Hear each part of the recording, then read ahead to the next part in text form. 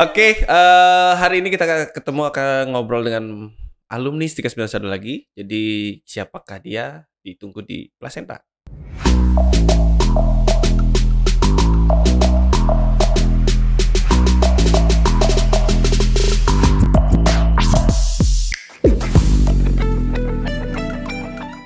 Oke, seperti yang tadi saya sudah bilang, hari ini kita akan ngobrol dengan salah satu alumni Stika 91 Bali ya, yang kemarin ikut di program PAJ. Program PAJ itu sekarang sudah bertransformasi menjadi RPL. Jadi kalau PAJ adalah program alih jenjang, kemudian kemarin bertransformasi lagi program lintas jalur, dan tahun ini yang berjalan adalah RPL, rekognisi pembelajaran lampau. Jadi berbeda mekanismenya juga, dan tentu akan lebih banyak keuntungan. Jadi sekaligus juga saya informasikan kepada Sobat Binus yang lulusan D3 keperawatan maupun D3 kebidanan sekarang bisa bergabung melanjutkan ke jenjang sarjana melalui program RPL, yaitu program rekognisi pembelajaran lampau. Jadi sepanjang pengalamannya menjadi perawat maupun bidan itu bisa diakui dan dikonversi menjadi SKS, sehingga waktu tempuhnya jauh lebih singkat. Jadi kalau sekarang maksimal di 2 semester untuk nanti kuliah menuju ke jenjang sarjana. Jadi silakan dimanfaatkan peluangnya, dan juga supaya nanti bisa meningkatkan kualitas diri melalui pendidikan tentunya. Oke. Di depan saya sudah hadir namanya Ida Yani. Yani. Oke, selamat datang Ida. Ni hao. Oh, ni hao ya. Kenapa ni hao ya? Nanti kita bahas itu ya.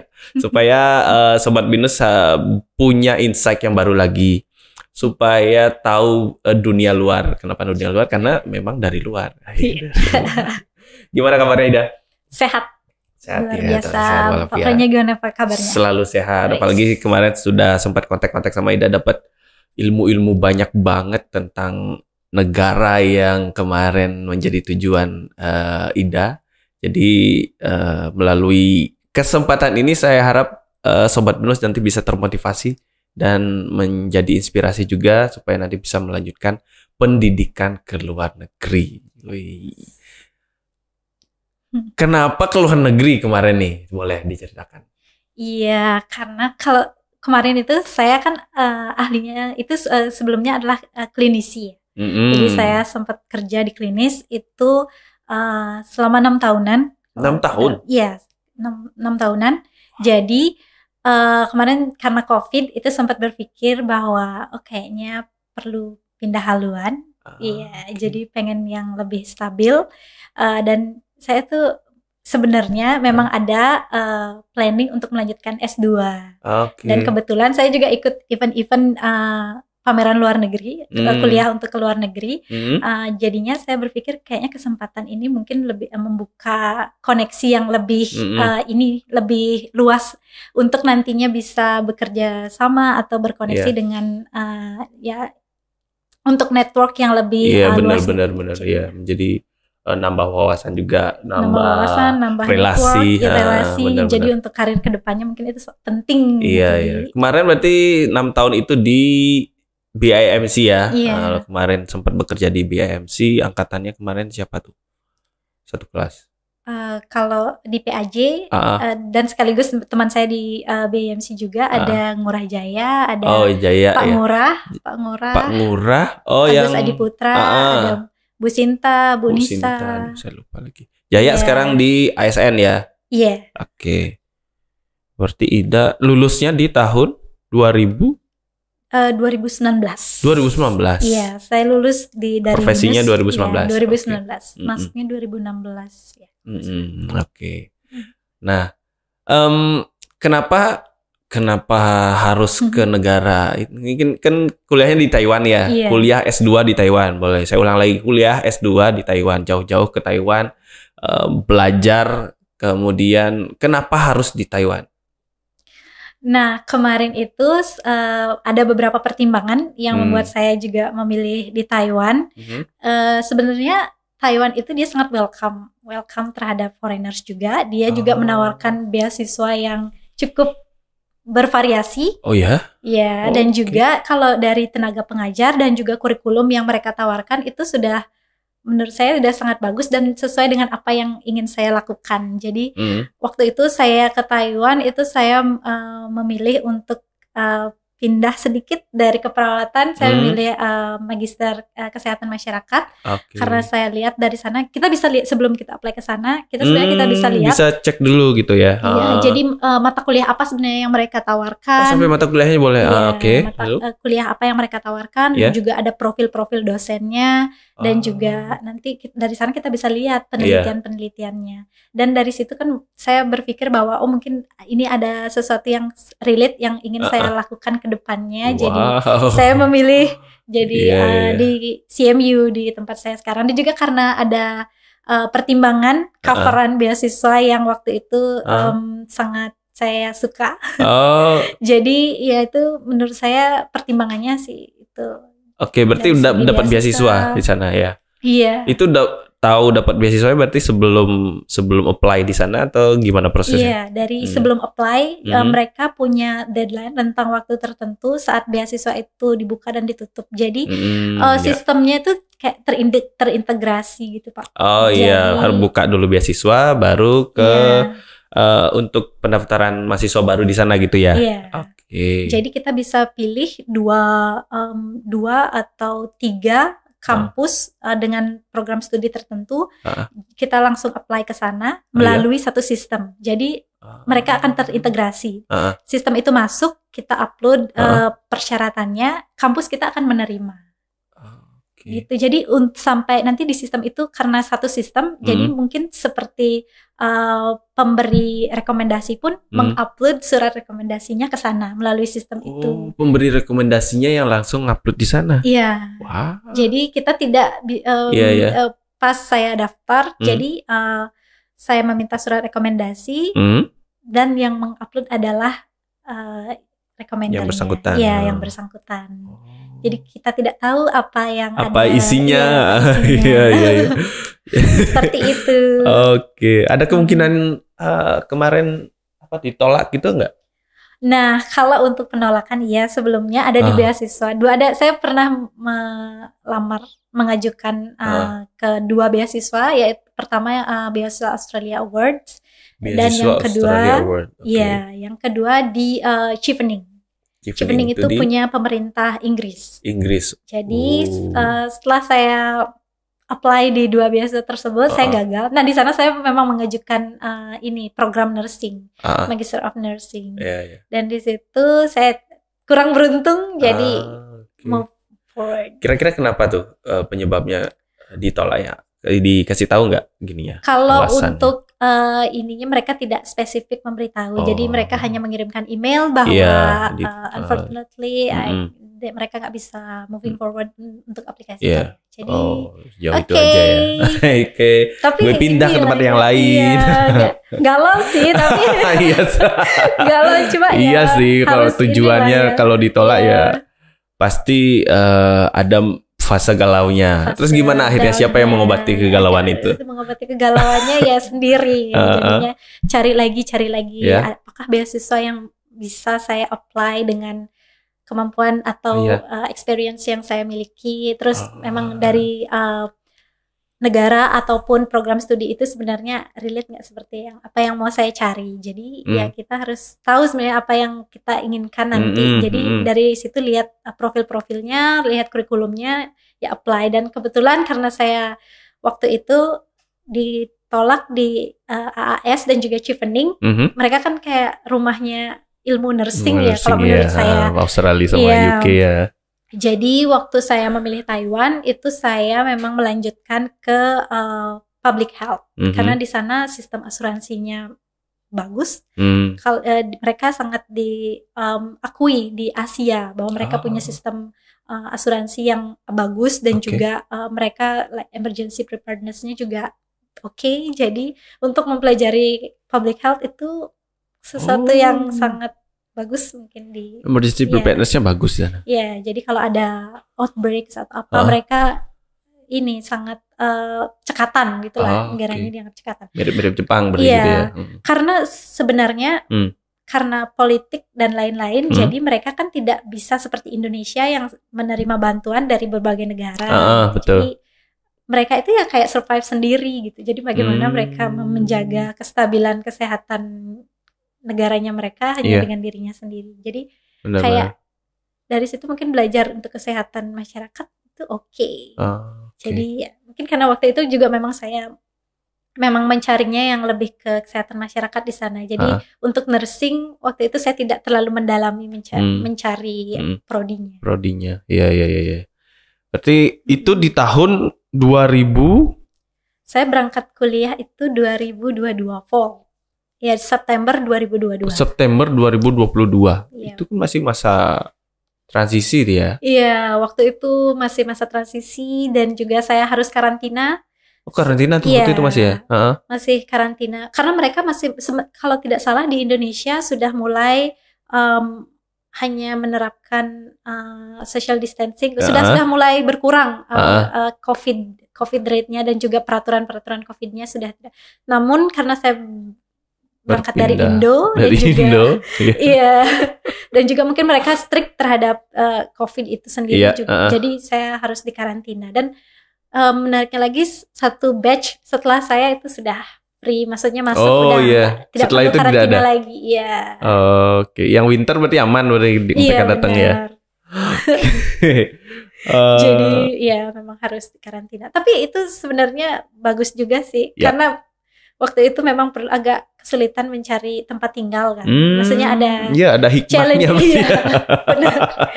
Jadi masih ada benar. Spare waktu untuk mencari tempat tinggal. Oke. Kalau untuk yang sepanjang berada di Taiwan ini kan tentu dari budayanya berbeda. Bahasa di sana yang digunakan apa?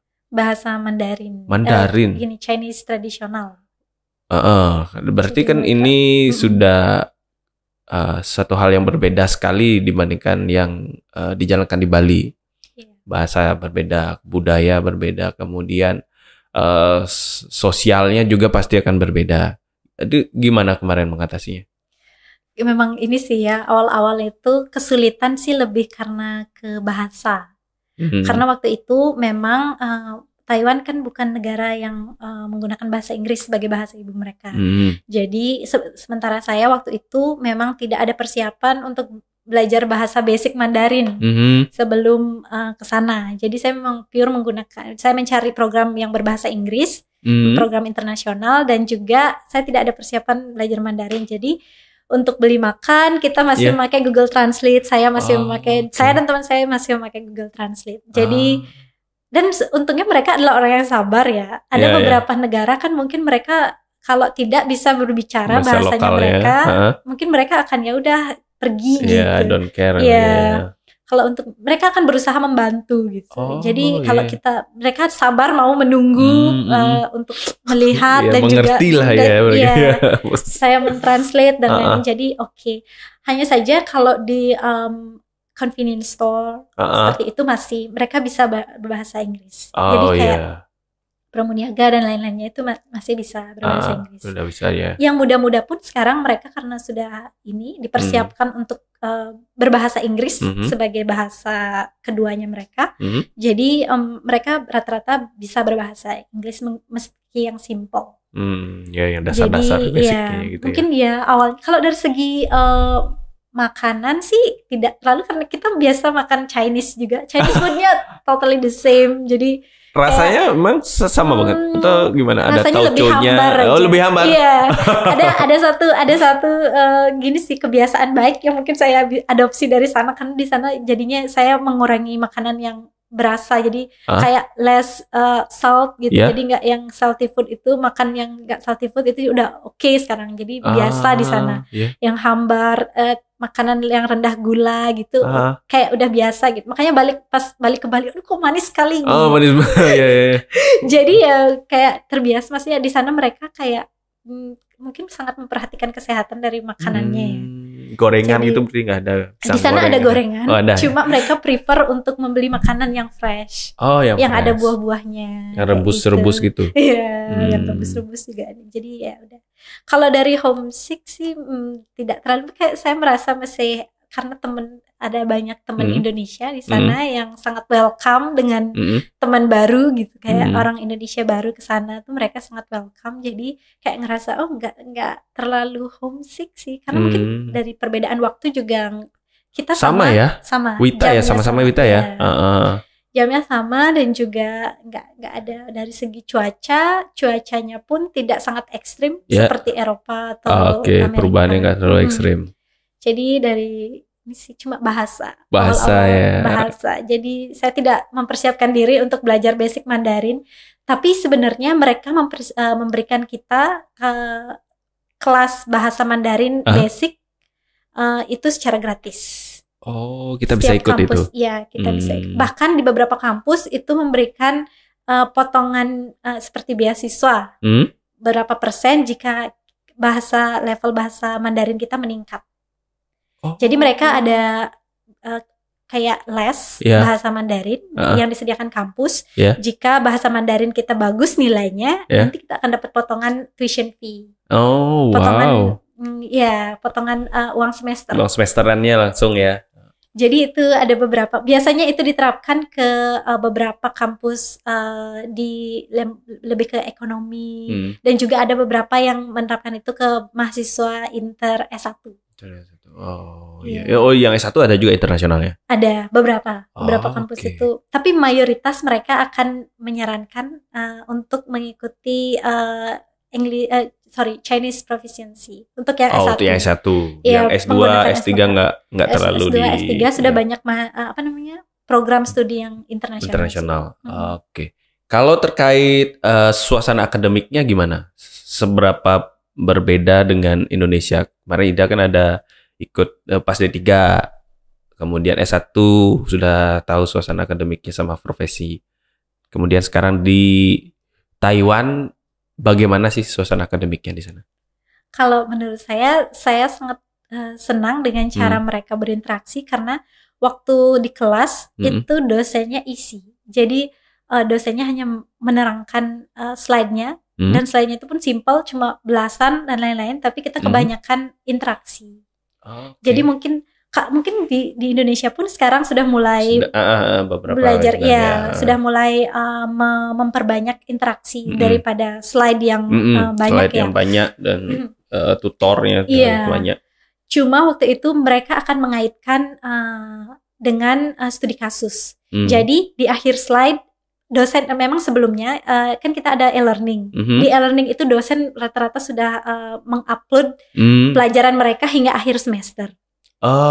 Tapi saat di kelas mungkin kita bisa belajar kan sebelumnya satu hari sebelum sebenarnya kelas. Bisa belajar sebelumnya. Iya, biasanya saya nge-review malamnya itu apa ya kira-kira yang besok dibicarakan. Iya. Jadi nanti dia akan bertanya, mungkin ada di slide tertentu yang beliau membicarakan tentang satu kalimat. Jadi satu kalimat ini mungkin mengacu kepada epidemiologi atau apa waktu itu. Dan mereka akan bertanya contohnya apa di negara kamu apa. Dan juga bagaimana kalau kita melakukan penelitian ini, apa yang jadi mungkin kayak critical thinkingnya itu digali waktu itu. Dipertajam lagi. Dan juga nanti di akhir itu secara surprise gitu pasti akan ada slide tambahan dan kita akan membaca jurnal. Jadi kalau semakin pendek slide dosen, makanya semakin sedikit slide dosen, kita sudah harus curiga itu was-was pasti ada sesuatu. Kalau nggak workshop pasti ada journal reading. Jadi kita diberikan jurnal yang sangat relate dengan apa yang kita bicarakan sebelumnya, dan kita disuruh mengkritis. Sebenarnya di sana kan setiap jurnal itu sudah ada kekurangan dan kelebihan disampaikan oleh peneliti itu. Tapi kita disuruh mengkritis lagi apa sih sebenarnya yang enggak atau belum atau kelupaan yang dia sampaikan. Kalau menurut kita apa? Kalau kita melakukan penelitian yang serupa nanti bagaimana step-stepnya seperti itu.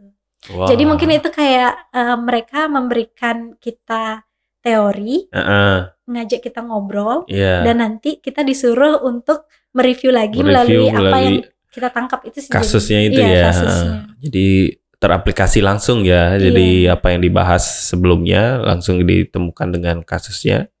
Ya pasti Adrenalinnya terpacu sih. Iya, mungkin untuk yang ini ya, yang suka di kelas yang memang orangnya sangat kritis, itu adalah panggung yang sangat bagus. Iya, betul. Untuk berbicara dan kritis. Cuma waktu itu saya merasa bahwa waktu itu saya orang yang malu, maksudnya tidak terlalu banyak berpendapat sebelumnya, tapi karena terbiasa dengan hal-hal seperti itu, jadi kayak berpendapat itu ya nggak apa-apa. Jadi dosen itu tidak pernah menyalahkan, bukan itu ya yang saya maksud atau apa. Jadi kayak dia menerima, tapi dia akan meluruskan dengan bahasanya dia.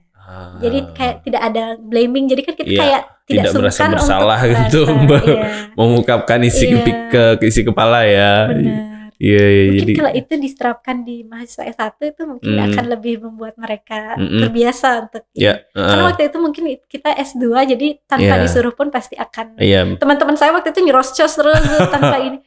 Jadi kayak terpacu kan untuk berkomentar, membangun suasana pendidikannya seperti itu untuk memudahkan mereka menyampaikan opini ya.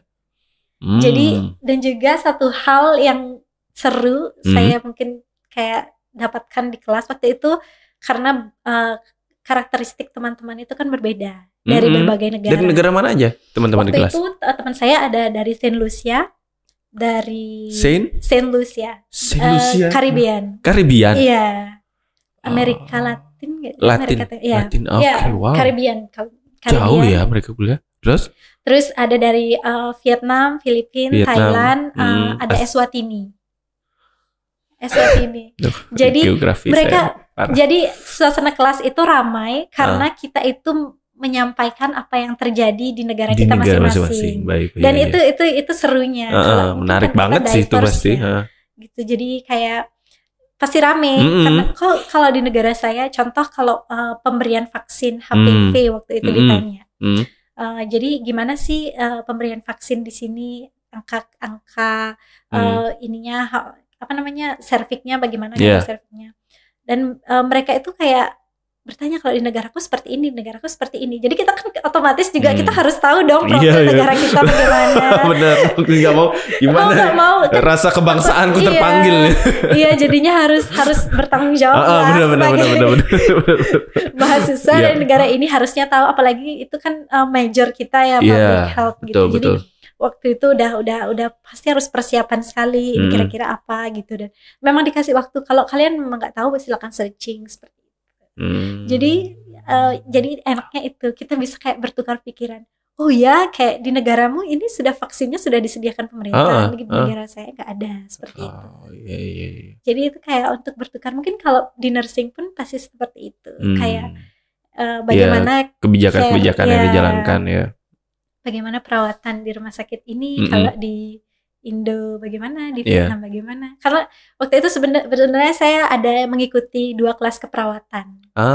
Jadi menariknya di tempat saya kuliah kemarin, itu memperbolehkan kita mengambil kelas dari divisi lain.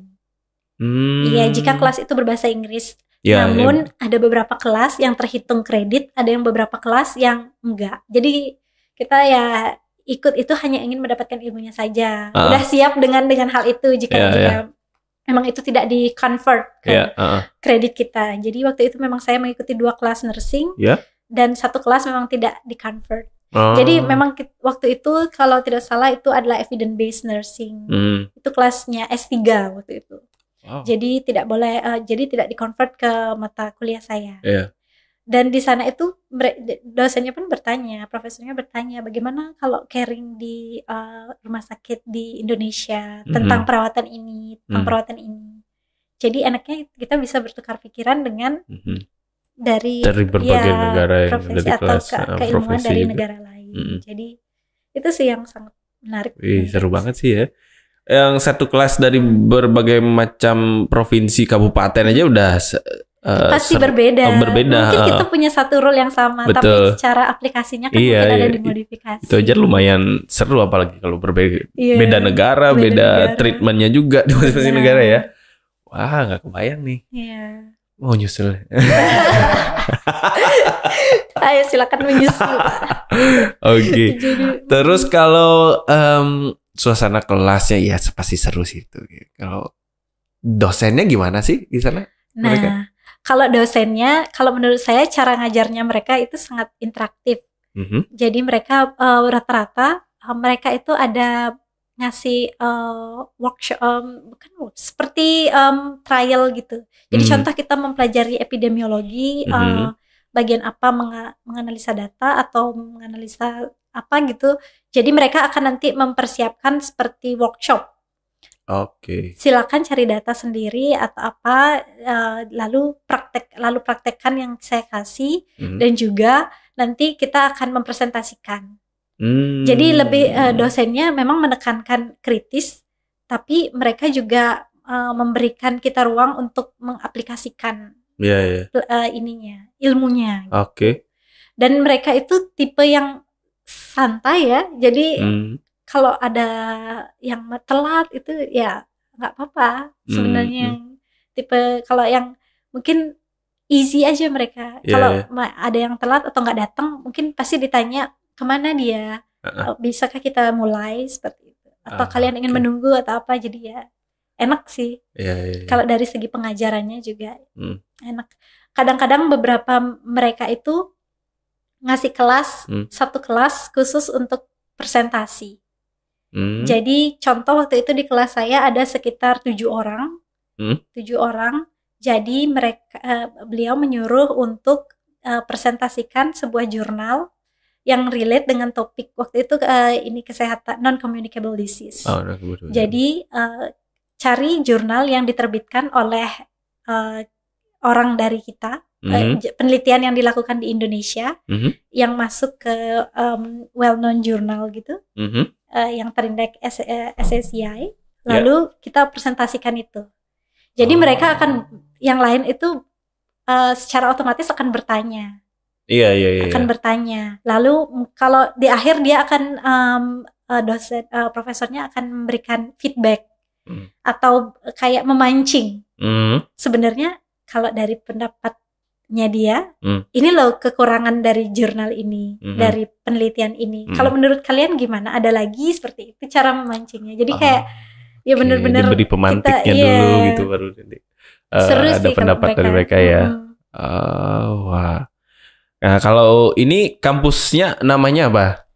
China Medical University. China Medical University. Jadi dia fokus di bidang kesehatan, medical, medicine. Dan kampus saya itu waktu itu terkenalnya karena dia cancer center, dan juga Chinese medicine.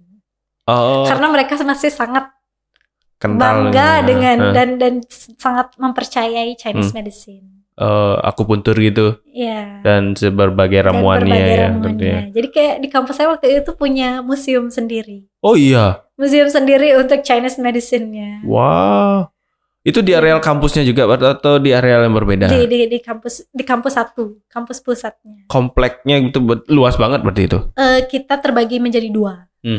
Jadi kampus saya waktu itu lebih ke prodi-prodi yang tidak terlalu memerlukan klinis, visiting klinis, visiting hospital. Kalau di kampus yang lagi satu, itu memang museumnya ada dan dia sangat dekat dengan rumah sakit. Rumah sakit, rumah sakit afiliasi. Jadi mungkin tipe-tipe kedokteran, nursing yang S1, bachelor itu pasti di sana.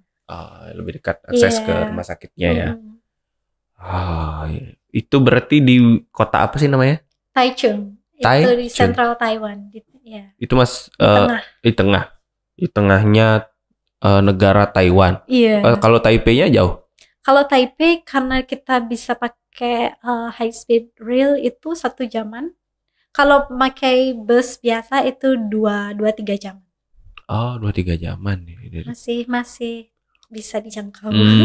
Berarti dari perjalanan bandaranya di mana? Bandaranya di Taipei waktu itu. Di Taipei itu kira-kira 2-3 jam tuh nyampe di Taichung. Iya. Oke. Kalau ibaratnya di Indonesia itu kota Taichung tuh seperti apa? Kalau di Bali itu kalau di Bali, Taichung itu lebih kalau menurut saya dia di tengah-tengah ya. Jadi dia di tengah-tengah, dari suhunya juga tidak terlalu ekstrim, dari cuaca maksudnya. Cuacanya tidak se-ekstrim di selatan, Kaohsiung, dan juga di Taipei Utara. Jadi dia di tengah-tengah, dia lebih stabil dari segi cuaca dan juga kalau dari biaya hidup juga terbilang murah, maksudnya dibandingkan dengan Taipei. Dia lebih kota pelajar, mungkin kalau di Jawa itu UGM-nya kali ya. Jogjanya gitu Jogjanya, mungkin ya. Iya, Jogjanya, kota Jogja. Oh, banyak berarti kampus-kampus gitu di wilayah Taichunnya gitu. Masih banyak. Jadi mereka ada kampus, mungkin ada beberapa kampus yang menawarkan kompleks seperti banyak universitas, banyak fakultas. Ada beberapa yang hanya fokus ke edukasi, ada ke kesehatan, betul. Ada ke ekonomi, seperti itu. Iya, fakultasnya menyesuaikan dengan bidang fokus dari masing-masing universitinya ya. Wah. Nah, kalau di sana berarti makannya apa aja? Kalau di sana makannya itu namanya pientang ya. Apa itu? Pientang itu kita bisa bilang seperti warteg. Oh? Iya. Oh, ada touchscreen-nya. Jadi enggak. Bukan. Itu yang lebih advance. Ya, kalau KFC mungkin iya. Itu yang fast food. Tapi kalau saya kebanyakan di sana itu mesennya di kampus. Jadi di kampus itu kantin kampus. Iya, di kantin kampus. Dia bisa menawarkan melalui aplikasi. Cuma waktu itu kebetulan aplikasinya menggunakan Chinese. Jadi saya tidak bisa membaca dan saya prefer langsung. Tapi memang ngantri. Makanannya itu ya ada pilihan, ada beberapa pilihan. Jadi ada yang pientang seperti yang saya bilang tadi itu. Dia kayak warteg lah ya, bisa ada menu pilihan, ada nasinya, nasi ayam gitu. Ya. Jadi itu tuh kebanyakan biasanya mahasiswa inter yang dari ASEAN itu di sana. Jadi kita bisa tahu Terus ada yang fast food juga ada yang untuk breakfast dan lain-lain, itu ada seperti burger sandwich gitu-gitu. Iya. Hotpot. Oh, ada hotpotnya juga di kantin. Itu juga ada. Terus jadi cuma di sana belum ada sih yang makanan-makanan dari India itu belum ada di kampus. Tapi di luar ya banyak. Oke. Kebanyak dan rata-rata kan karena di sana negara yang ini ya muslimnya tidak terlalu banyak. Jadi waktu itu teman-teman muslim saya kalau tidak masak ya pasti ke 7-Eleven. Oh iya. Karena di sana kan banyak konsumsi babi juga ya. Mereka yang netral. Kalau di 7-Eleven gitu kan mereka bisa tahu ingredients-nya. Ingredients-nya. Kalau di kantin kan mungkin kayak nyampur, mereka nggak bisa juga terlalu memastikan. Betul. Itu berapaan tuh biasanya kalau sekali makan? Kalau sekali makan di kampus saya itu sekitar 35 sampai 45 per porsi. Di kampus? Iya. 35. Udah minum? Minumnya jarang. Biasanya minumnya ada beberapa yang menawarkan free es teh. Asik. Dan juga free refill juga. Iya. Dan juga air, ada yang enggak, ada yang tidak, hanya makanan. Oh gitu. Kalau air mineral itu di sana ada yang gratisan gitu nggak? Kalau air mineral kita pakai mesin isi kayak ulang. tap water itu gratis. Setiap lantai itu ada. Ada. Jadi kalau di tempat saya, karena saya waktu itu ikut labnya profesor, jadi kita punya ruangan. Jadi waktu itu mahasiswa profesor saya itu diberikan space, kayak student space workshop gitu ya. Itu kayak kantor kayak meja sendiri gitu ya. Terus? Dan ada fasilitasnya. Di luar ruangan itu pun kayak kita bisa free dapat air, ngambil, terus ada kulkas. Ada beberapa departemen itu juga ada microwave. Ada pantry-nya ya, disiapin pantry. Dari segi fasilitas sih oke. Wow, ya seru sih ya kuliah luar negeri. Kalau jadi kuliah S2 ini kan tentu harapannya ada hal lain yang akan dituju. Kalau Ida sendiri kemarin proyeksinya seperti apa untuk menempuh S2 ini, akan menjadi apa berikutnya? Waktu itu sebelum saya memutuskan untuk resign itu kan ada beberapa pertimbangan sih. Dan waktu itu saya juga berpikir bahwa mungkin setelah tamat dari S2 ini saya tidak bekerja sebagai klinisi lagi. Jadi waktu itu lebih proyeksinya sih lebih ke kayak bekerja yang office hours seperti itu. Oke. Jadi ya mungkin beberapa pilihannya tuh kayak jadi lecturer atau bisa. Jadi kan kalau nursing itu tidak, memang mayoritas pasti di klinis ya. Iya. Sebenarnya di klinis betul. dengan titel kita pun masih bisa lah di klinis. Betul. Gitu. Namun waktu itu saya berpikir kayaknya oke deh, tidak mungkin tidak ke klinis lagi, tidak bekerja di rumah sakit lagi. Tapi tidak menutup kemungkinan mungkin siapa tahu nanti akan melakukan penelitian atau jadi konsultan atau apa. Betul. Mungkin. Ada kayak nursing itu nggak harus selalu di klinis. Saya berpikirnya kayak gitu. Bisa ada, kalau kita memilih akademis bisa mungkin jadi dosen peneliti atau ini. Kalau di klinis ya mungkin jadi lebih ke konsultannya, lebih ke yang something with office hours, yang membuat kebijakan seperti itu. Cuma kalau menurut saya di klinis mungkin sekarang jarang, karena untuk membuat kebijakan itu kan pasti tinggi sekali level. Ya. Dan kita melibatkan banyak pihak, pemangku kepentingan ya, banyak pihak. Jadi mungkin kalau dengan level S2 itu di klinis mungkin lebih ke lebih ke manajerialnya. Ya. Begitu. Tapi kalau saya pribadi memilih untuk yang keluar, mungkin lebih ke jalur akademis sih. Akademis. Kenapa nggak di sini aja? Ini MPH loh. Iya, itu coba nanti kita bicarakan ya. Nanti ketemu dengan bapak-bapak yang lainnya. Nanti siapa tahu. Kalau nanti ada Pak Ketua, nanti kita ngobrol sama Pak Ketua juga. Siapa tahu beliau juga oke dengan pengalamannya Ida. Kita lihat nanti video berikutnya apakah Ida di sini sebagai hi, I'm in your lecture gitu. Sebagai Ida yang berbeda. Bukan lagi sebagai alumni tetapi sebagai lecturer di sini. Iya, nanti dicoba ya. Siapa tahu nanti cocok, berjodoh ya, bisa jalan kan. Oke. Lalu kalau kemarin untuk biaya kuliah, memang dari awal sudah, kalau orang normal kuliah kan ada persiapannya nih. Ada dana yang sudah disiapkan untuk perkuliahan. Nah, kalau kemarin Ida sendiri gimana? Waktu kemarin saya apply di sini, memang sebelum saya apply di sini juga ada persiapan untuk melanjutkan S2. Jadi memang waktu itu memang ada spare dana untuk S2-nya. Tapi saya kan harus berpikir kalau itu kan tidak murah ya kalau ke luar negeri. Dan di Indonesia pun itu untuk jenjang S2 pun masih mahal ya, perlu persiapan gitu. Tidak boleh dengan tangan kosong. Jadi kayak oke, sudah dipersiapkan, dan waktu itu saya memang mencari beasiswa dan kebetulan dapat beasiswa yang partial scholarship. Jadi yang setengah. Saya waktu itu di kampus di CMU itu dibiayai 1 tahun. 1 tahun pertama itu free tuition fee. Namun saya tetap bayar miscellaneous fee itu mungkin sekitar 2,5 juta per semester. Jadi masih oke.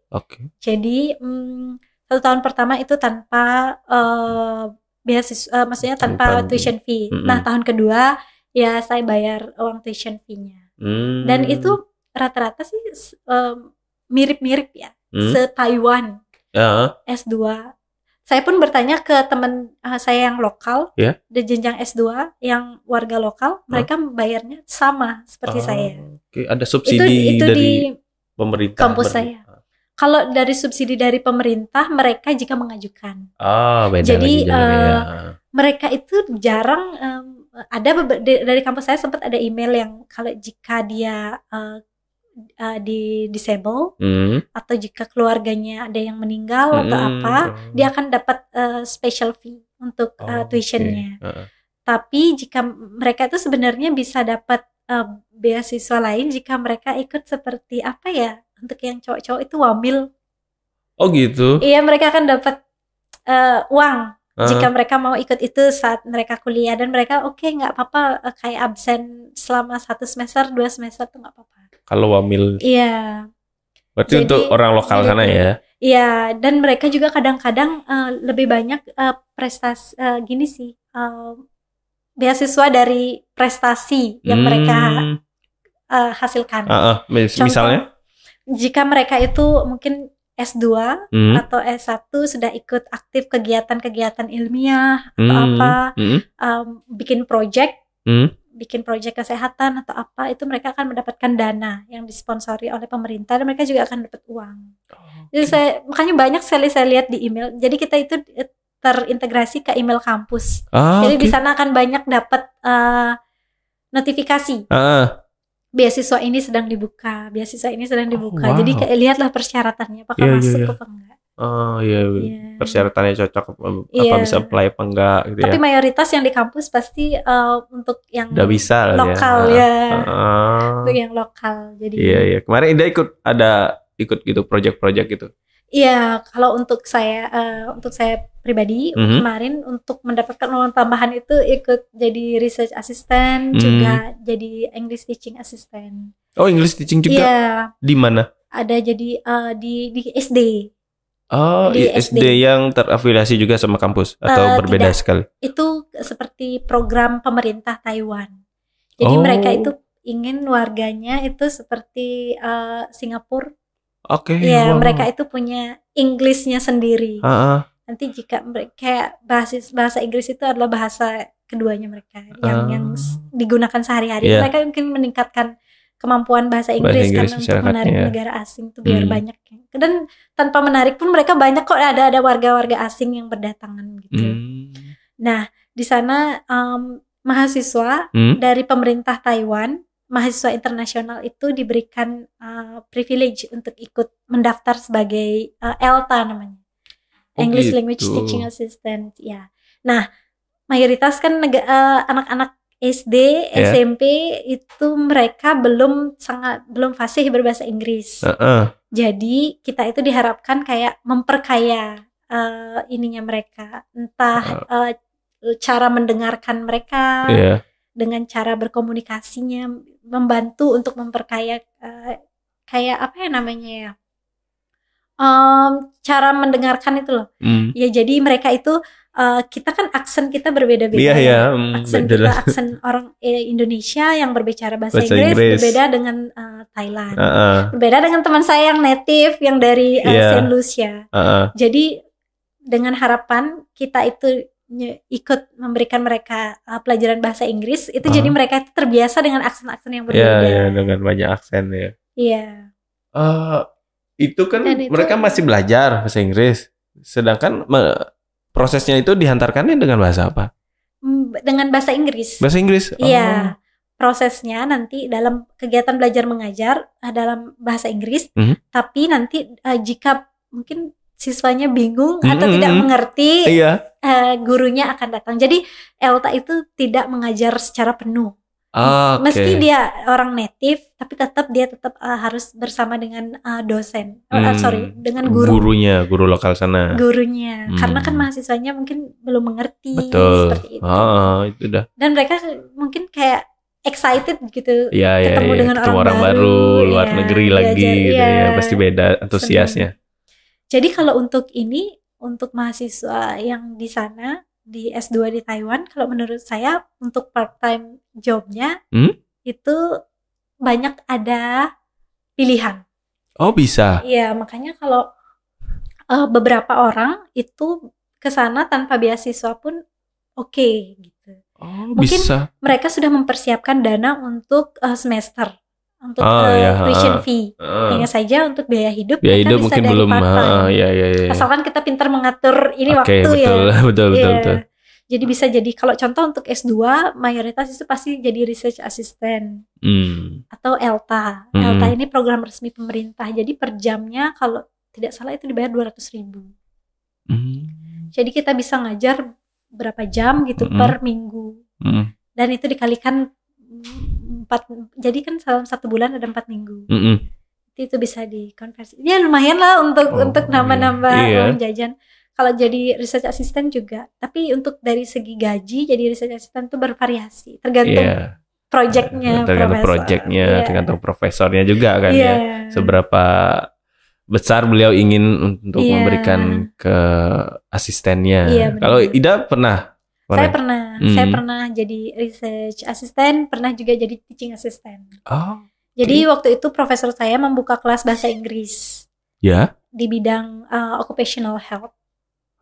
Jadi beliau membuka kelas bahasa Inggris dan juga beliau nanya mau jadi teaching assistant nggak? Jadi untuk di kelas apa? Itu di kelas S1. Oh, S1. Ya. Wow. Jadi mereka itu memang kelas itu full bahasa Inggris. Jadi maksudnya untuk saya sendiri itu aman. Dan mereka mengerti bahasa Inggris. Rata-rata yang ikut kelas itu kan memang sudah ada ini persiapan. Dan jadi inilah seru juga ada pengalaman seperti itu. Iya, bisa berarti basic untuk ngajar kan berarti udah oke kan? Iya, ada pengalaman. Udah ada persiapan lah ya, ngajar di kelas internasional pula. Oke. Jadi waktu itu memang seru sih. Jadi kalau untuk S1 yang sedang menempuh studi di sana, mereka rata-rata part time-nya lebih ke jadi waiters, jadi asistennya officer di kampus, asistennya librarian. Tapi memang itu perlu basic Mandarin. Iya sih, karena bersentuhan langsung sama orang-orang lokal juga. Iya. Dan sistem, maksudnya kalau di sistem itu kan sudah ada beberapa pilihan bahasa. Jadi kalau untuk seperti pegawai office, jadi takutnya yang datang adalah mahasiswa lokal. Jadi kita tidak bisa, nggak bisa jelasin lagi. Nggak bisa jelasin. Dan seru sih. Jadi ada banyak opportunity untuk kerja part time sebagai S2. Ya untuk menambah inilah. Nambah pengalaman jam terbang. Pengalaman dan juga dan tentunya mendukung finansial. Memperpanjang kehidupan di sana kan. Benar. Wah, iya. Ya nggak sampai frugal living ya kan ya. Nggak perlu kan ya.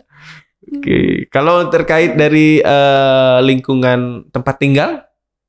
Kalau dari lingkungan tempat tinggal, kebetulan saya waktu itu mencari tempat yang dekat dengan kampus. Jaraknya berapa meter tuh kira-kira? Itu hanya 10 menit pakai sepeda.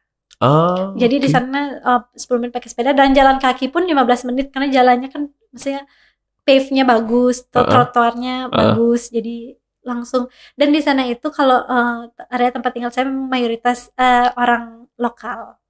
Oh, mayoritas lokal. Mayoritas lokal di tempat di gedung yang saya tempati itu lokal.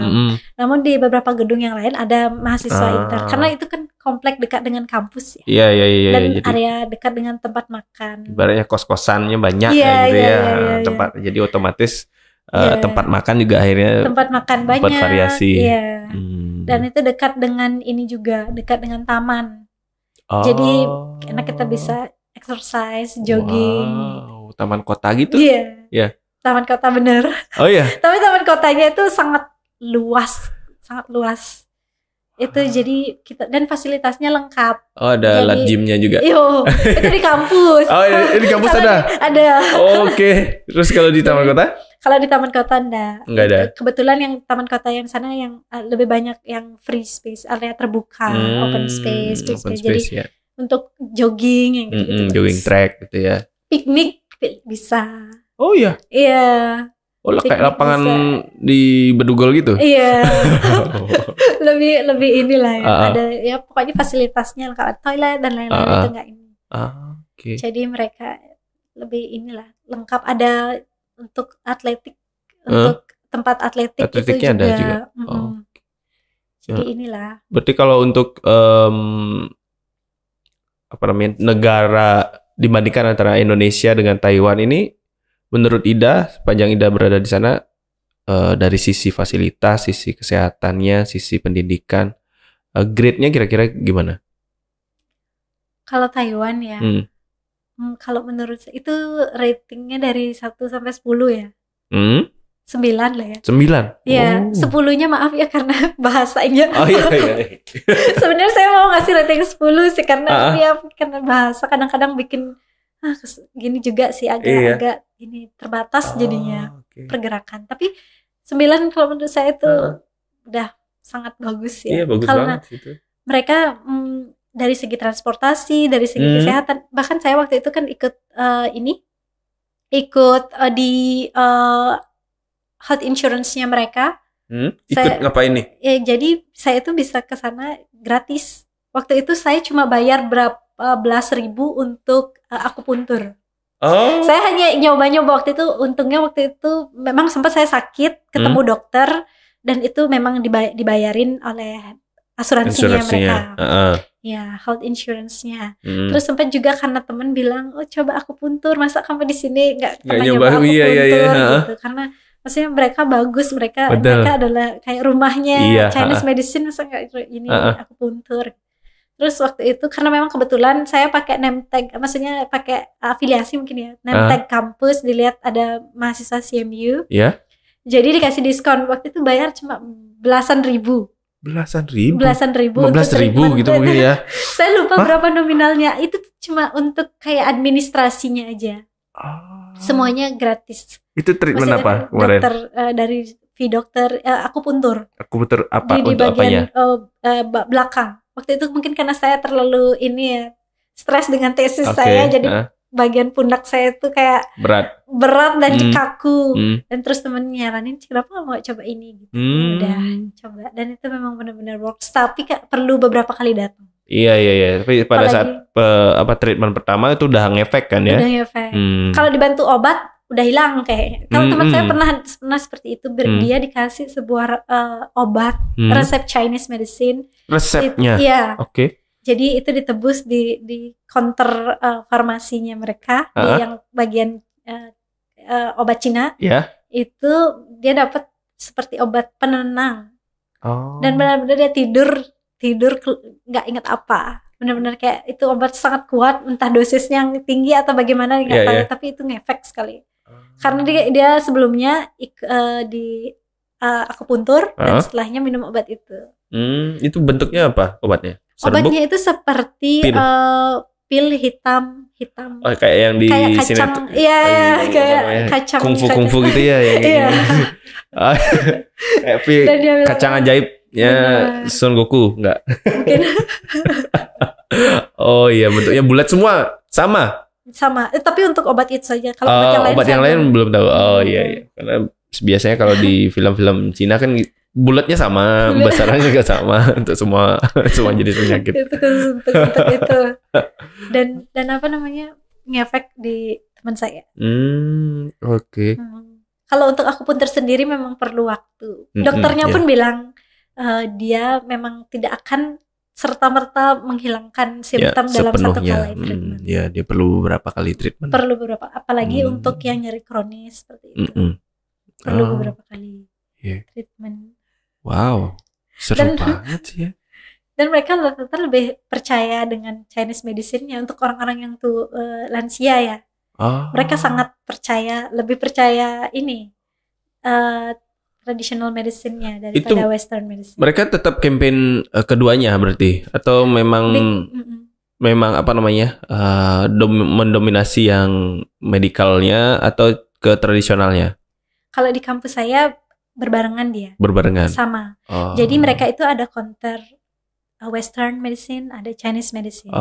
Jadi orang memilih kayak mau yang mana. Iya. Ada beberapa kasus, kalau waktu itu pernah ada talk gitu dengan yang dokter yang akupunturnya. Ada beberapa kasus yang mereka itu sudah punya analgesik sekelas morfin dalam Chinese. Dan itu mereka baru menerapkan itu dalam injeksi. Jadi kalau di Western medicine kan injeksi itu sudah biasa disupport oleh produk-produk farmasi. Kalau di sana mereka membuat sendiri injeksinya. Tapi dokter itu bilang itu tetap harus bersinergi dengan Western, karena kan ada pain tolerance-nya yang berbeda. Ada orang yang mungkin dia masih sudah dapat dosis yang tinggi di traditional medicine itu, tapi tidak ngefek. Jadi memang harus tetap ada morfin atau sekelasnya untuk menurunkan level nyeri. Benar-benar sih. Namun kebanyakan sih yang lansia terutama mereka sangat percaya dengan Chinese medicine-nya. Jadi, karena mereka yang pelaku utamanya kan mereka yang menjalankan dari dulu. Karena mereka apalagi untuk sekelas batuk, pilek atau itu mereka lebih milih datang ke counter atau ke klinik Chinese medicine, traditional medicine. Apa sih gini ya di sana namanya pelakunya?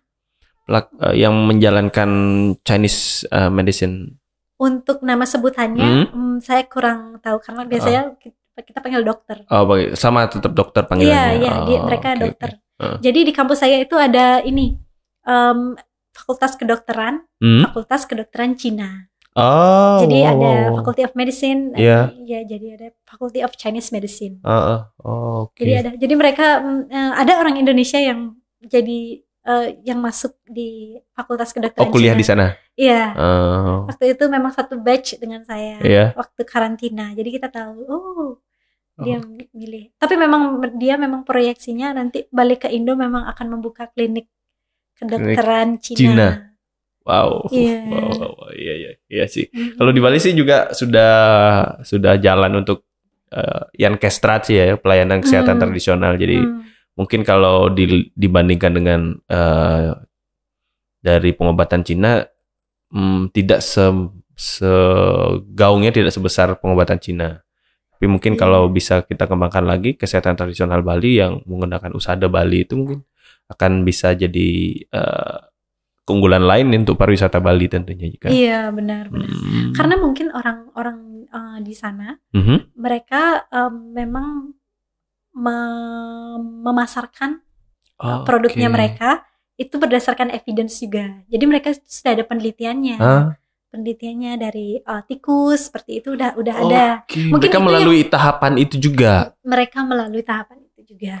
Hingga suatu produk itu bisa dimasukkan di rumah sakit itu harus sudah ada berarti udah pasti BPOM-nya ada, paten hak edarnya juga ada. Mungkin dari situ juga kepercayaan orang-orang luar di Cina, luar orang Cina pun mungkin percaya karena kan mereka bisa menunjukkan evidence. Iya, bisa dijelaskan lah ya. Mungkin kalau kita nanti bisa meneliti dan menunjukkan bahwa penelitian ini juga menunjukkan efektif, obat ini efektif, pasti orang-orang juga akan percaya. Iya, harus penelitian dan publikasi juga nanti terindeks Scopus juga biar semuanya juga seluruh dunia, nggak cuma ada trialnya. Benar. Oh wow, iya sih perlu pendanaan yang besar berarti ya. Benar. Itu mereka sangat didukung oleh pemerintahnya. Pemerintahnya support banget berarti di sana ya. Termasuk mahasiswa internasional juga kan dapat support dari di sana akhirnya pemerintah di sana ya. Jadi mereka kasih reward untuk yang mau berprestasi gitu istilahnya. Mungkin orang Cina memang seperti itu ya. Mereka itu kalau memang berprestasi itu mereka akan diberikan reward, hadiah gitu. Kalau di kampus saya pun seperti itu. Jadi kalau mahasiswa S2, S3 yang mau ikut simposium atau apa ada bekal. Jika mereka sudah terbukti sudah bisa submit. Kerjanya, hasil kerjanya di sebuah international conference. Submitnya boleh. Sudah ada ini ya, invitation letter. Iya, invitation letter ya. Jangan submit aja habis itu hilang. Benar. Iya, kemarin kalau Ida penelitiannya ngambil apa topiknya? Jadi topik saya itu lebih ke kesehatan kerja. Karena profesor pembimbing saya juga expertnya di bidang itu. Tapi tidak jauh-jauh dari perawat. Nah, waktu itu saya melakukan penelitian di Bali Mandara. Oh, di Bali? Iya, di Bali. Terus? Karena saya masa studi yang pendek, ingin mempercepatnya ya lewat penelitian di Indo. Karena kalau di sana akan panjang dan hanya bisa menggunakan secondary data. Itu pun secondary data tidak bisa data mereka karena kan pakai bahasa Mandarin. Iya, bahasa Mandarin agak susah. Jadi karena pertimbangan yang ini dengan profesor, jadi melakukan penelitian di Indonesia. Di Bali Mandara waktu itu saya itu melakukan uji bagaimana seberapa besar efektivitas manajemen alarm terhadap kelelahan alarm dan burnout. Kelelahan alarmnya? Iya. Wow. Jadi kan kadang-kadang kalau tenaga kesehatan khususnya di ruang-ruang ICU, emergency, seperti yang berkaitan dengan monitor, entah itu di HD, OK juga bisa. Mereka gimana kelelahan alarmnya? Karena mereka mendengar bunyi alarm terus ya. Sementara sebenarnya alarm itu ada beberapa berbunyi yang tidak signifikan, tidak Iya. relevan. Entah probe-nya kecabut, Benar. elektrodnya kecabut, Iya. bunyi. Itu bagaimana sih kelelahan alarmnya mereka seperti itu. Okay. Terus diterapkanlah saya menawarkan alarm management bundle. Jadi bundle-nya itu berisikan tentang edukasi dan juga bagaimana cara mengattach, bagaimana cara komunikasi dengan dokter atau intensifisnya. Ini pasien ini sebenarnya udah boleh tidak pakai alarm. Bagaimana kalau kita jangan pakaikan alarm, jangan pakaikan monitor seperti itu. Jadi ada 5 komponen dalam alarm management bundle itu. Jadi setelah aplikasi itu bagaimana hasilnya? Ada penurunan kelelahan alarm atau burnout-nya atau tidak? Oke. Jadi hasil penelitiannya ada pengaruh di penurunan alarm, tapi di burnout-nya hanya ada hanya ada 1 komponen yang turun. Jadi jadi mungkin karena saking banyaknya pekerjaan yang lain mungkin ya. Personal burnout-nya turun, sementara yang lainnya tidak. Gitu. Ya, work burnout sama itu lagi satu tidak turun. Karena mungkin ya alarm tidak satu-satunya faktor yang mempengaruhi burnout-nya atau ininya. Burnout burnout yang work burnout itu. Jadi itu tidak dipengaruhinya dari alarm. Mungkin memang dari pasiennya yang memang banyak, padat administrasinya mungkin. Atau yang di rumahnya mungkin. Bisa ada banyak faktor ya. Benar ya. Tapi setidaknya dari alarm fatigue, kelelahan alarm. Fatigue-nya itu yang mungkin turun. Oke, berarti sudah publish artikelnya. Dalam proses. Profesor saya yang waktu itu sedang handle. Di mana di Sasar? Jurnal apa? Waktu itu beliau menawarkan di Spring Nature, Occupational Health. Tapi kurang tahu kabarnya bagaimana. Terakhir itu bulan lalu ya. Oke. Karena mungkin proses lanjutannya belum diberitahu. Proses reviewnya mungkin sedang berjalan mungkin ya. Berarti terindeks Scopus seperti itu. Kalau saya kurang tahu, tapi Clarivate dia di terindeks SSCI. Kalau Scopus belum tahu. Karena pernah waktu itu sempat saya ikut melakukan penelitian dengan teman. Beliau yang first authornya. Waktu itu memang sudah terpublish, tapi ternyata itu tidak terindeks Scopus. Jadi kita teman saya ini harus kontak Scopusnya, konteks Scopusnya untuk mengecek apakah sebenarnya jurnal ini terindeks atau tidak. Kalau terindeks tolong dimasukkan seperti itu. Tapi dia memang punya tujuan credit point dari penelitian itu juga. Beliau juga dosen. Biar bisa diklaim lah jadi kumnya lumayan itu. Terindeks Scopus pasti akan berbeda dengan yang masih nasional tentunya dari Sinta gitu ya. Wah. Nah, kalau perjalanan kemarin pulang pergi libur, ada liburnya nggak sih sana? Kalau kemarin sempat libur ke sini pulang dan kebetulan waktu itu juga harus ngurus penelitian. Jadi sekalian. Tapi ya waktu itu hanya singkat saja sih Pak. Waktu itu kalau perjalanan direct flight itu bisa 6 jam. 6 jam. 6 sampai 8 jam kalau tidak salah. 6 jam sih kalau tidak salah, maaf. 6 jam. Direct flight. Dari Bali ke Taiwan. Hanya waktu saya pertama kalinya direct flight. Tapi yang liburan kemarin itu pakai yang transit. Jadi kalau transit memang perlu waktu yang panjang. Belasan jam, tapi lama di transit. Transit di Vietnam dan juga Singapura. Tiketnya berapa tuh? Itu kalau tiket sangat, maksudnya waktu itu murah. Saya dapat PP itu 2,7. PP? Tapi transit di Vietnam. Tapi PP? PP. 2 juta. PP. Sementara waktu saya one way waktu itu naik bukan Cathay. Gininya Chinese Island itu sekitar 5 jutaan one way. Wow, jauh banget bedanya. Tapi mungkin itu kayak Garudanya Taiwan China mungkin. Airlines ya. Kan Airbus nggak sih itu? yang besar kan? Yang Berapa- besar. Berapa baris tuh? Berapa? Ada 5. Tiga tiga tiga row ya. ya. Oh iya. Wah, lumayan sih tiketnya 2 jutaan. PP itu berarti murah banget kan? Ya, pakai maskapainya Vietnam. Juga waktu transit di Singapura pakai maskapainya Singapura juga lumayan 3 jutaan ya kalau gitu PP. Iya. Iya, oke. Kalau dari suasana kota di sana gimana? Kalau dari suasana kota itu kalau menurut saya sih mereka menawarkan banyak aktivitas. Jadi pemerintahnya mereka itu pasti ada momen-momen tertentu yang mereka akan mengadakan bazar, akan mengundang ada konser atau Ada apa. artis. Ini, ada Tomingse ketemu. Ada lokal. Tapi mereka akan setidaknya ada perayaan, pasti ada sesuatu aktivitas di taman kota seperti itu. Kemarin Imlek udah di sini, udah di Bali. Sudah di Bali ya. Oh, berarti waktu Imlek di sana gimana perayaan? Kalau Imlek di sana perayaannya pasti banyak diskon juga. Dan juga mereka itu lebih banyak mengunjungi tempat-tempat makan, dan mereka beberapa juga jalan-jalan. Jadi Imleknya mereka untuk menyenangkan diri lah ya. Iya, perayaan. Iya, perayaannya. Perayaan. Jadi di sana banyak sekali perayaan-perayaan dan juga aktivitas-aktivitas yang bisa kita akses secara free.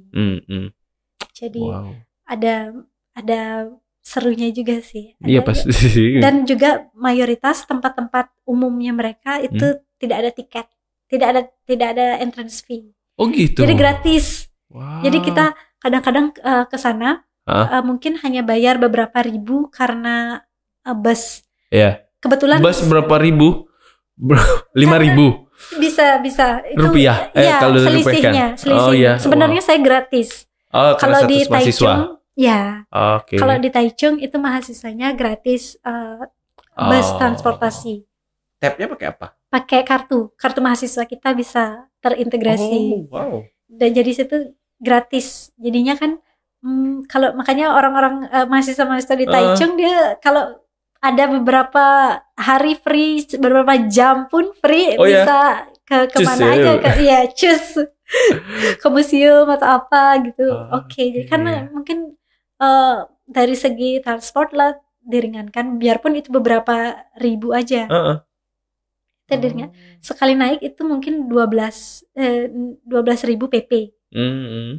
Tap in out. Jadi mungkin ya lumayan ya kalau berapa kali bepergian. Iya, beberapa kali bener naik turun gitu kan. Kalau juga. Mungkin awal-awal seperti saya nyasar kan. Iya sih bener. Nyasar karena ada waktu itu memang beberapa bus yang belum pakai announcement bahasa Inggris. Dan waktu itu aplikasinya juga saya nggak terlalu ngeh. Saya hanya mengandalkan Google. Okay. Jadi kan kayak kelewat bolak-balik itu lumayan ya. Gini ya juga masih dalam bahasa Mandarin juga. Beberapa bus masih dalam bahasa Mandarin. Ya. Tapi seperti di kereta seperti itu udah bilingual dia. Sekarang dia akan menampilkan yang bahasa Mandarin setelahnya bahasa Inggris. Cuma sekarang beberapa bus yang baru-baru sudah announcementnya sudah ini bahasa Inggris juga ada. Tapi memang ada beberapa yang jalurnya, peta jalur di bus tersebut masih bahasa Mandarin. Cuma mungkin karena kita sudah terbiasa ya, udah tahu arah kemana busnya, jadi udah aman. Salah satu kesuksesan bentuk adaptasi. Benar adaptasi manusia. Tidak nyasar naik bus. Berarti sudah bisa beradaptasi kalau udah tidak nyasar naik bus. Seperti itu. Nah, apa sih itu namanya, kereta cepatnya? Bayar juga? Kalau kereta cepat itu bayar. Oh, bayar full. Iya. Berbayar itu sekitar bayar full. Itu berapa ya kemarin? Itu sekitaran 100-an. Oh, lumayan. Tergantung jarak. Kalau kita ke Taipei 100-an. Kalau kita hanya di area Taichung itu mungkin 50.000 atau berapa. Oh, kalau area Taichung pakainya LRT atau MRT atau apa? Kalau saya mayoritas bus. Oke. Karena kan bus stopnya ada di dekat rumah. Kalau memang kalau seperti teman saya itu kosnya dekat dengan MRT. Jadi dia keseringan MRT, tapi dia perlu jalan jauh untuk ke kampus karena ke kampus dia ada, ya. agak jauh dari stasiun bus dari stasiun MRT. Sebenarnya kalau beberapa teman itu memang lebih suka tinggal di area rumah sakit. Karena ada bus gratis, ada shuttle bus. Shuttle busnya bisa dipakai juga. Ya, tiap 30 menit. Jadi kalau mau pindah-pindah kampus enak. Cuma kan ini ya kalau saya berpikir biar lebih dekat ke kampus saja. Karena kampus saya itu agak jauh dengan hospitalnya. Rumah sakitnya. Kan tidak terlalu ada ke ya, rumah dan sakit tidak juga. Tidak terlalu kunjungan ke rumah sakit. Kemarin jalan-jalan kemana aja? Kalau jalan-jalan masih di sekitaran Taipei, Taichung. Sebenarnya kalau teman-teman yang lain karena mereka mungkin ada spare waktu lebih dan juga ada budget, mereka ke Hong Kong, ke Jepang. Hong Kong? Iya, ke Hong Kong itu cuma 700.000. Pakai jalan apa? 700.000 pakai pesawat. Pesawat? 40 menit. Oh, wow. 750 ribuan PP. Kalau dikonversikan ke rupiah. PP itu kalau lagi promo. Itu 750.000 PP. Wow. Karena lagi promo. Iya. Tapi rata-rata itu pasti 1,5 juta PP-nya. Itu harga normal. Iya, harga normal. Baik. Karena makanya rata-rata enak mereka kalau ada waktu itu bisa jalan-jalan. Kalau ke Jepang pun bisa. Tapi kan perlu visa berarti ya? Iya, visa.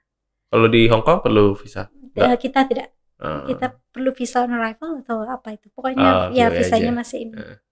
Oke. Kalau Korea nggak nyoba? Teman saya yang ini sih karena dia ada conference dan dia gratis dibiayai. Oh iya. Sekalian ya. Iya, sekalian jalan-jalan. Jadi kalau di Taichung itu ada wisata apa aja?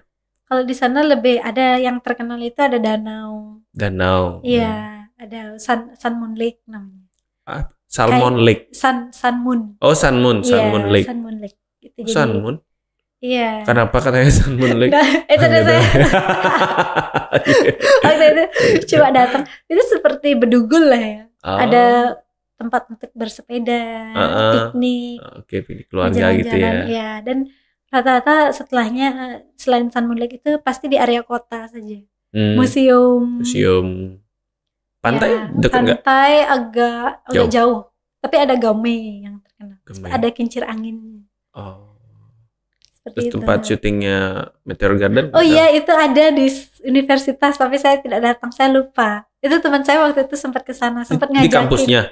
Iya. Di kampus China Medical University? Bukan, di kampus beda. Oh, di kampus beda. Iya. Terus nggak itu nyoba? Di area kota lain. Oh, area kota lain. Oh iya. Tidak di Taichunnya kan ya? Maaf, tidak di distriknya. Tidak di maksudnya distrik lain, seperti kecamatan lain. Oh, dekat kan berarti? Iya, cuma waktu itu kan karena waktu itu saya tidak ada pas momen untuk ikut ke sana. Karena lumayan kalau berangkat sendiri kayaknya perlu transit beberapa kali. Oh iya sih. Jadi kayak kalau sendiri itu tidak asik ya. Iya sih. Malah ngekrik dan kesasar nanti. Makanya kalau waktu itu teman saya memang lagi tidak pas ketemu momennya. Jadi dia berangkat. Dan itu ya seru. Cuma kampus Taiwan rata-rata sama aja sih bangunannya. Awal-awal kesana itu berpikirnya bangunannya agak tua. Maksudnya di area tempat tinggal saya. Bangunan mereka itu tua. Hanya beberapa saja yang bangunan modern.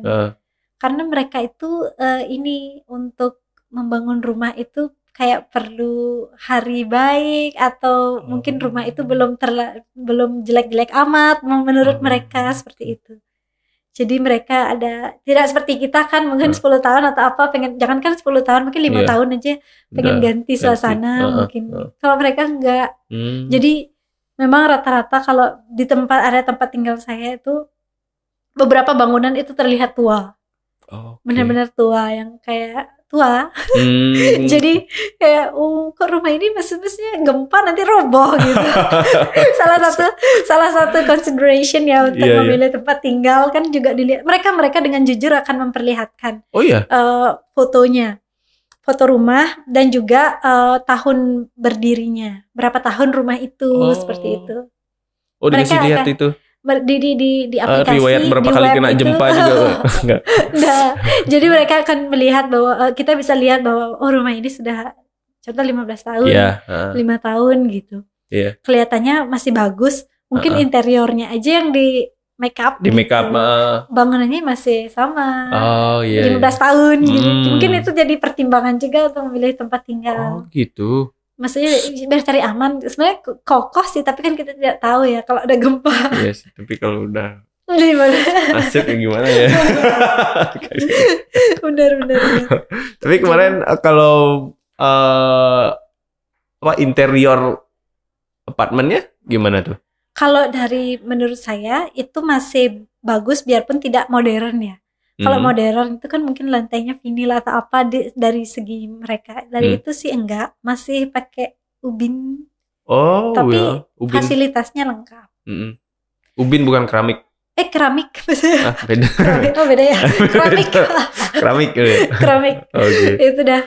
Nah, itu mereka tapi fasilitasnya lengkap. Yang kita paling tekankan kan ini ya air hangat. Saat mandi itu kan kalau musim dingin itu kayaknya beku gitu. Biarpun tidak ada salju tapi kan itu penting. Dan juga AC. Itu yang maksudnya kayak basic lah yang harus ada gitu. Walaupun nggak ada kasur nggak apa-apa. beberapa memang tidak disediakan. Kita bawa. Jadi kalau di tempat tinggal saya itu lengkap. Untungnya. Iya. Untungnya lengkap. Jadi masih inilah ya, makanya saya pilih itu biarpun lantai 5 waktu itu ya. Dengan harga yang segitu dan fasilitasnya oke, jadi why not? Ya exercise lah. Iya sekalian. Sekalian exercise. Wah. Iya. Itu satu apartemennya ada berapa kamar tuh? Kalau dari satu apartemen itu ada 5 di tempat saya. Maksudnya kita itu dari yang setting di tempat saya itu seperti apartemen. Jadi dalam satu ruangan itu ada beberapa kamar. Oh ya gitu. Ada kamar tamunya juga. Jadi satu bersama itu ruang tamunya. Iya. Iya. Cuma kamar tamunya tidak proper seperti flat yang pada umumnya di Eropa. Itu mereka kan mungkin memang didesain untuk memang bagus. Maksudnya bagus. Ini cuma berfungsi aja. Setidaknya ada tamu duduk aja, gitu. Tidak seestetik. Tidak membutuhkan estetika lah ya. Fungsionalnya aja udah oke banget. Benar. Jadi itu, maksudnya dari segi fasilitas sih lengkap dan dari segi estetika ruangannya sih cukup. Tidak yang sangat Instagramable. Iya. Pantesan nggak ada fotonya. Canda. Ya tapi yang penting kan fungsinya ya. Selama tinggal di sana nyaman juga. Kemudian aksesnya juga dekat ke kampus. Benar. Dan akhirnya dekat dengan tempat makan ya, dan convenience store banyak. Apa jenis convenience store-nya sana? 7-Eleven. Ya, High Life seperti CK lah ya. CK kalau di sini. CK-nya di sana. 7-Eleven. Indomaret gitu kan. Ya, anggap aja 7-Eleven adalah Indomaret. Iya. Iya. Habis itu apa lagi High Life, Mart. Jadi kalau makan cepat sajinya juga bisa diakses di sana juga. Bisa KFC, McDonald's. Ada juga. Ada. Ricis itu ada. Ricis enggak ada. Sayangnya tidak ada. Iya. ACK berarti enggak ada ya? Tidak ada ACK. Mungkin nanti bisa ekspansi ke sana. Ekspansi ke sana. Sayangnya mereka tidak suka fast food. Terlalu, maksudnya mereka beberapa orang-orang yang sudah dewasa di sana sangat memperhatikan kesehatan. Sejauh ini ya, sejauh pengamatan saya. Apalagi profesor-profesor saya itu sangat strict dengan makanan. Wow. Karena mereka kayak mungkin mereka tidak terlalu suka yang berminyak, terlalu asin, manis itu tidak. Kalau di sana boba Oh, Boba itu sangat tren di kalangan anak muda. oh, Tapi orang-orang dewasa masih sangat tidak sana suka. untuk tren boba itu. Iya, milk tea. Oh, Milk tea, boba milk tea. iya iya. Itu Mixway masih itu ada berarti di sana. belum sayangnya. Enggak ada. Saya belum. Wow, belum. Jadi belum. Jajanan es krim gitu, Iya. jajanan lokal di sana apa sih? Kalau Yang- jajanan lokal di sana itu lebih ke goreng-gorengan dan juga ini apa namanya? Pie. Pie. Oh. Iya. Pie apa Pie isiannya? itu nanas. Nanas. Iya. Seperti itu, kayak jajan-jajan yang nanas, terus ada taro pernah saya. Taro, Iya. Oh. Taro kacang hijau ya. Kacang Tapi hijau. beberapa itu mereka juga ada ini kayak contoh bukan bakpaunya. Itu mereka daging. Oh, bakpao daging. Agak mungkin kalau di Indo kan lebih kayak yang manis ya. Iya, Kacang ada hijau yang atau kacang apa. hijau, ada kacang merah. Iya, itu Daging mereka. juga ada sih, daging Mereka ayam. daging. Mm-mm. Mayoritas daging. Hmm. Terus ya lebih itu sih. Pia. Hmm. Kalau dari segi makanan tidak ada sesuatu yang sangat khas menonjol ya. Karena Mirip-mirip Chinese seperti gitu ya. mirip-mirip seperti apa yang ada di Indo sih. Indo Di juga, Bali ya, khususnya, udah. iya. Sudah Karena terasimilasi di sini juga. Iya. Jadi mereka tidak ada yang menonjol. Tidak ada yang sangat Iya, wisata spesial. juga tidak terlalu menonjol juga di sana Wisata ya. sih enggak. Beberapa karena di tempat saya ya museum. Museum aja. Museum. Karena 2006 saya sempat ke Taiwan Mhm. buat ada kegiatan lomba di sana. Wis. Cuma saya nggak tahu tempatnya apa Iya, namanya. iya. Di daerah apa itu Pak? Di Taipei. Nah itu juga saya nggak tahu ada lomba. Dan semoga nanti ada kesempatan yang Iya. berikutnya ya. Semoga. Iya. Nanti Semoga melalui. lebih cepat Lah. kesempatannya datang. Betul. Iya, supaya nanti bisa mengulang lagi. Mungkin bisa sambil jalan-jalan. Iya, sambil jalan-jalan juga nanti ya. Nanti minta info-info lebih banyak lagi, nanti harus ngobrol detail lagi nanti bersama Ida tentang nanti pendidikan di Taiwan. Mungkin juga Sobat Binus nanti kalau mau tahu lebih lanjut tentang informasi Beasiswa perkuliahan atau- beasiswa nanti boleh ada Instagramnya Oh ini harus ada ya. @iida Oktayani. @iida Oktayani. Oktayani. Ya, ini boleh nanti tanya-tanya langsung di sana. Terima kasih banyak ya Ida sudah Terima kasih. hadir hari ini, sudah banyak cerita tentang pengalaman sepanjang di Taiwan, bagaimana proses perjalanannya ke sana, ditolak sebelumnya, di apply beasiswa sebelumnya, dan akhirnya bisa sekarang sudah bergelar S2 MPH, Master Iya. of Public Health. Dan semoga nanti bisa gabung. Cuman tergantung Idanya sih. Semoga, Kalau ya. Idanya nggak mau ya gimana? Iya kalau nanti kita coba ngobrol ya nanti sama Pak Wira juga, sama Pak Butu, Pak Ketua. Nanti siapa tahu beliau juga berkenan untuk mengajak Ida nanti bergabung di Stikers Binus Bali. Karena nggak menutup kemungkinan kan ya, karena pengalaman dari Ida mengajar juga di sana. Terus penelitian juga udah banyak, jadi asisten juga untuk penelitian, dan tentunya itu kan berdampak positif juga untuk Stikers Binus. Oke, terima kasih banyak Ida ya. Terima kasih. Semoga atas ada closing statement untuk Sobat Binus. Kalau untuk Sobat Binus yang ingin mungkin melanjutkan karirnya ke akademis atau mungkin mengekspankan karirnya ke luar negeri, mungkin hanya satu, be resilient. Be resilient. Terima Intinya kasih. tetap tangguh gitu dalam biarpun gagal atau enggak, tetap Betul. fokus pada tujuannya. Fokus pada tujuan. Oke. Iya. Terima kasih banyak Ida. Semoga Terima kasih, Pak. inspirasi ini bisa dimanfaatkan dengan sebaik-baiknya oleh Sobat Binus. Sampai Terima ketemu. kasih Pak.